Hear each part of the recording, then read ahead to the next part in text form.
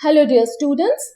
Today we are going to talk about Insta question number 2 of a high yielding topic of epidemiology. Okay.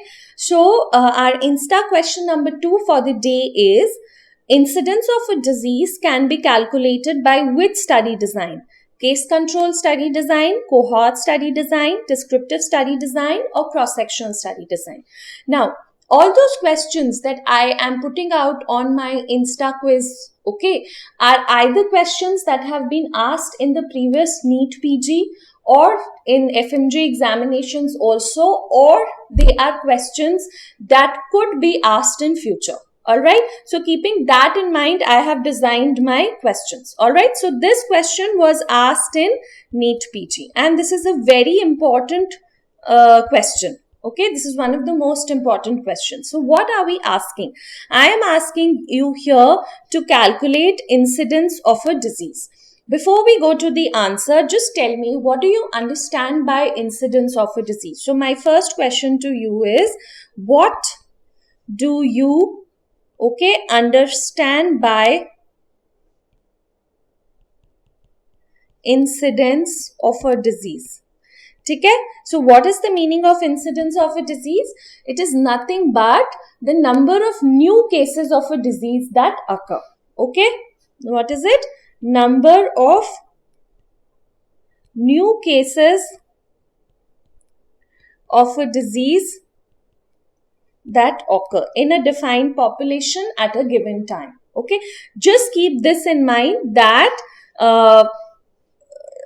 that incidence is number of new cases of a disease. Why did I ask you this? Because if you keep this in mind, you will be able to answer this MCQ. Okay.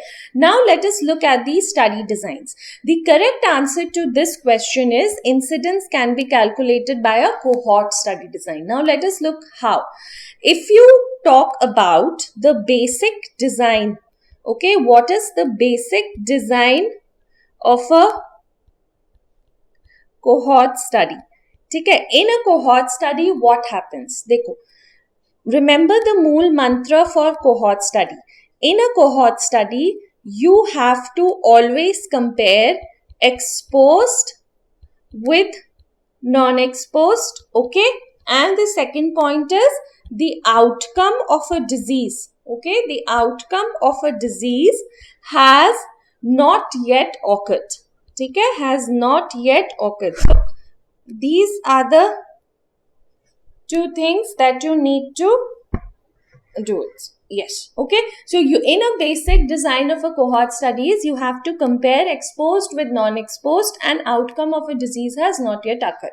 So now let us look at the basic design. Okay. You have a population with you. Okay. Before, suppose you want to study, example, you want to study the association of smoking and lung cancer. Okay, you want to study this association. So how will a cohort study design work for this? You have a population, you divide it into two groups. Okay, these groups are exposed and non-exposed. ठीक है? So in them, exposed would be the smokers, okay, and here it would be the non-smokers. ठीक है? Then what you do? You follow them over a period of time, ठीक है, like this, both of these groups, to see how many developed a disease out of the smokers, how many do not develop the disease out of the smokers. All right. Similarly, how many developed the disease out of non-smokers and how many did not develop the disease out of non-smokers. So what are we doing here? Out of the exposed, how many developed disease? Okay. So this is the first thing. And how many do not develop disease? This is the second thing. Okay. Non-exposed में भी क्या होगा? How many develop disease? Okay, and how many do not develop disease? So this is the basic design of a study, of a cohort study. आप क्या कर रहे हो? You are going forward in time. Okay, you are going forward in time.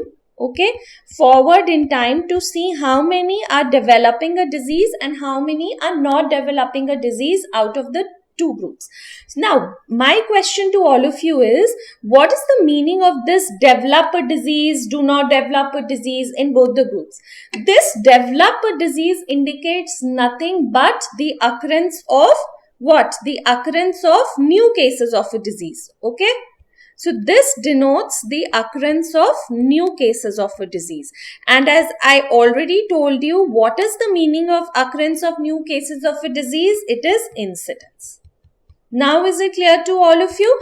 And what type of study design are we writing or studying over here to calculate incidence of a disease? It is nothing but a cohort study design. So now is it clear to all of you?